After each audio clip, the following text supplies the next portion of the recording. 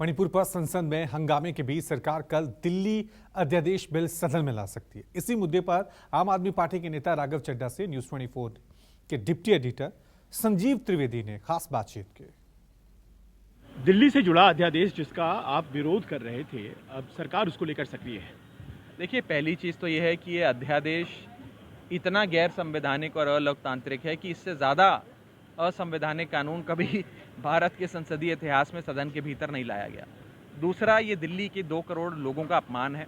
उनका अपमान है, उनको खुली चुनौती है कि हम लोगों ने एक कानून लाकर आपकी चुनी हुई सरकार को निरस्त कर दिया, ध्वस्त कर दिया, क्योंकि आपने गैर भाजपा सरकार को चुना है, आपने गैर भाजपा राजनीतिक दल की सरकार दिल्ली में बनाई है। दूसरा, ये सुप्रीम कोर्ट का सबसे बड़ा मजाक उड़ाता है, सुप्रीम कोर्ट की तौहीन है, कंटेम्प्ट ऑफ सुप्रीम कोर्ट है।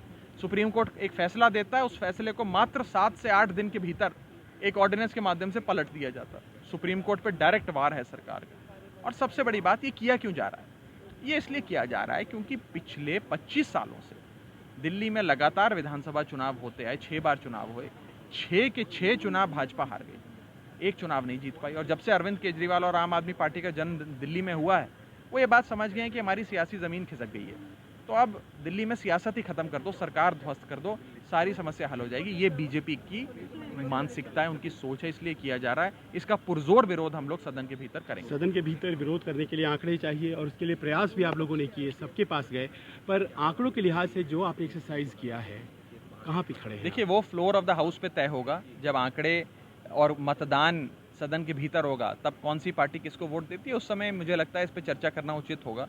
आज उसे प्रीएम्प्ट करना, सेकंड गेस करना उचित नहीं होगा। लेकिन मेरा अपना ये मानना है कि हर वो सांसद, चाहे वो बीजेपी के खेमे का सांसद हो, अगर उसे ये लगता है कि देश में संविधान बचना चाहिए, लोकतंत्र की रक्षा होनी चाहिए, वो हमारे साथ आएगा वो सांसद, और वो इस बिल को गिराने में हमारा सहयोग करेगा। मेरा एक आखिरी छोटा सा प्रश्न है, आंकड़ों के लिहाज से ही सही, आप शरद पवार के पास भी गए, पवार साहब कल प्रधानमंत्री के साथ एक मंच पर दिखेंगे।